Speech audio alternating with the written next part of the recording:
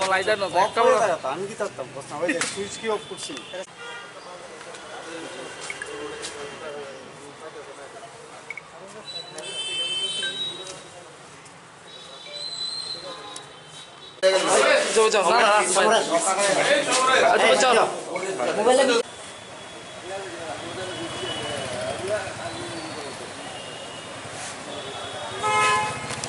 দেখছো নি কাঁচা পেতে লাগবে নাহলে আলু আছে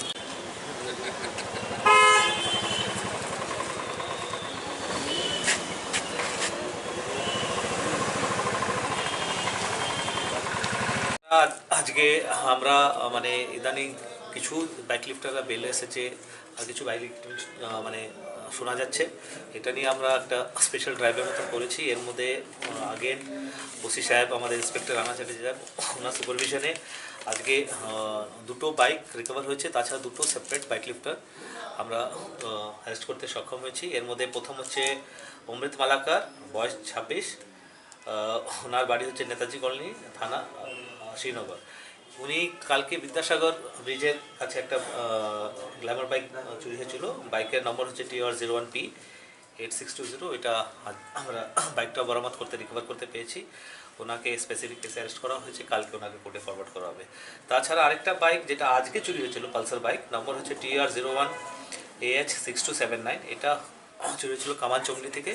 এই বাইক লিফটারকেও যে চুরি করেছে তাকে আজকের মধ্যেই ধরা হয়েছে। ওনার নাম হচ্ছে নির্মল দাস, বয়স 31, বাবার নাম নিতাই দাস, বাড়ি হচ্ছে নাগিছড়া, PS শ্রীনগর।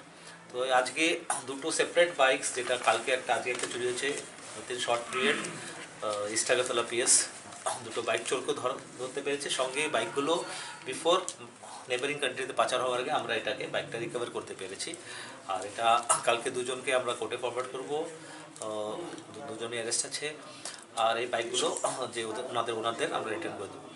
তো আমি কনগ্রাচুলেট করি থানাকে যে এত দ্রুত অ্যাকশন না করলে হয়তো এই বাইকগুলো পাচার হয়ে বাংলাদেশ চলে যেত।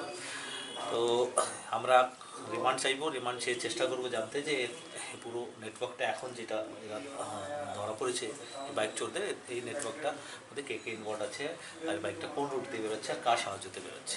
স্যার এগুলো রেট কত হতে পারে বাজার মূল্য? এটা মদের যে আজকে ধরা পড়েছে, এটার বাজার মূল্য 1 লাখের কাছাকাছি।